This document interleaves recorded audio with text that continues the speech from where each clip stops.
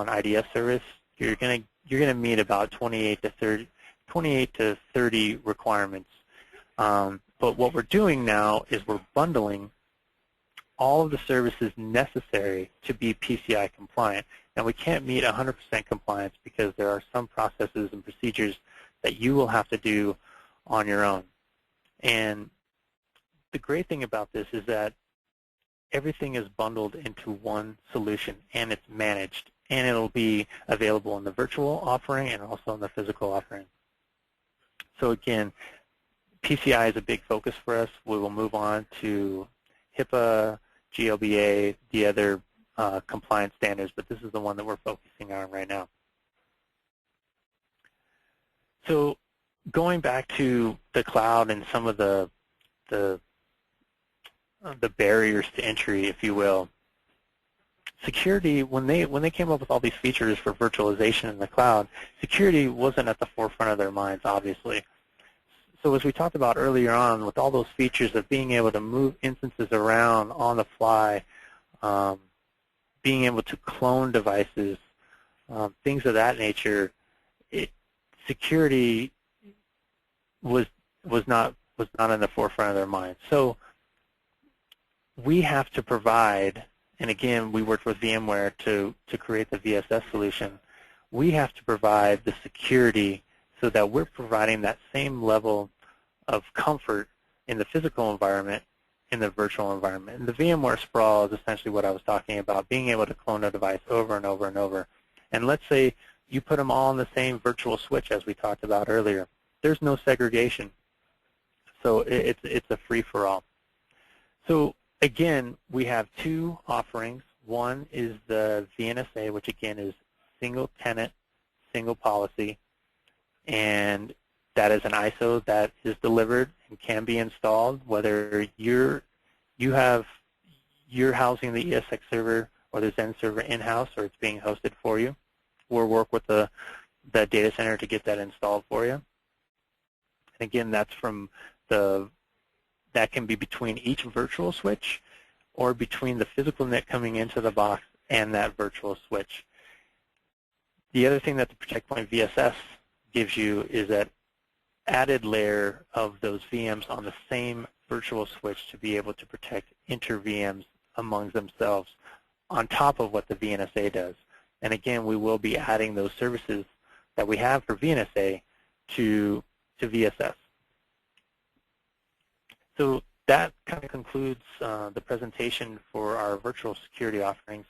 Again, it's a fully managed service. We are there 24/7, 365. You talk to a live person on the second ring.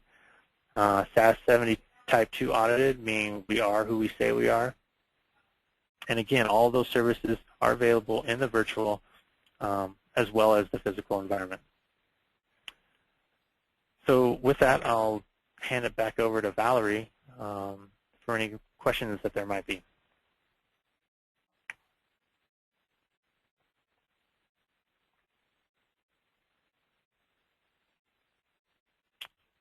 Hello, Valerie. Okay, I'm sorry. Oh, that's okay. Yeah. That's okay. I forgot about mute. I've got a couple questions here. First question from Derek.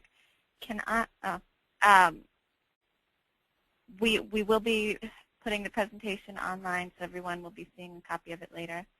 Another question, does this replace my antivirus software? This does not replace your antivirus software. That's one thing that we will not compete against is the antivirus software for something that is, you know, a host-based system. One of the things with PCI Complete, one of the things that's required in order to be 100% PCI Complete with our solution is that they have to have their own antivirus system. Now, we will compete against, you know, Symantec or Trend Micro in regards to their IDS or IPS solutions that they have that are bundled with their antivirus. But specifically with antivirus, that's something that you still need to have on your individual devices. Okay. I've got another question here from Steve. He would like to know, how often can I call the Security Operations Center in a month? As many times as you want. There is no limit to the amount of calls that we get. I know that with some managed service solutions that, there may be a 5 or 10 limit, and then you start getting charged after that. But we absolutely do not charge for the amount of calls. It's all built into the service, and the price, the monthly price that you pay is you can call it as many times as you want. So no, there's no limit. Great. And one last question. How does a cloud deployment change my risk profile? How does it change your risk profile? Well, so you're no longer, so when you first have to analyze what data and assets that you're willing to put into the cloud environment. And what that means is the data and the assets that you're going to put in the cloud environment, you're no longer going to have that complete control over. You're not going to have control over the people who are managing it. So sometimes this can be good and sometimes this can be bad. What you want to do is when you're thinking about moving into this space, the virtual cloud space, is you want to make sure that the provider can provide you the same level of security practices that you have on the physical side in the virtual side. Some can't, some can. It all depends. You also want to make sure that there's full transparency with the applications that they provide you into that cloud environment. So that's very key. If you're not provided that full transparency, again, on our side, that's what we do with our web portal. That should raise some red flags.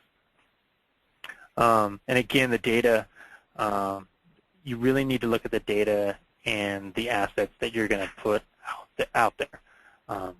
So that's how the cloud can change your risk profile. Sometimes the security can actually be a little bit better in the cloud. But you have to kind of know the questions to ask before you head down that path. Okay. Thank you, Jeff. Sure. That's about all the time we have for questions today. If anyone is interested in learning more about StillSecure and how to protect your virtual environment, please do talk to us at CentriNet. We are here to help you navigate the virtual world. You can contact us at sales@centrinetcorp.com or give us a call at 678-373-0440. We've done some good work with StillSecure, and we're very pleased to have them as our partner. And just to remind everyone again, we have recorded this session, and it will be available for viewing on our website probably tomorrow morning, along with all the other sessions from this Building Blocks of Virtualization series. If you have any questions, give us a ring. And with that, we'll be at the end of our webinar. Thank you very much for your time, and thank you, Jeff, for presenting. Thank you, everyone. Have a great day.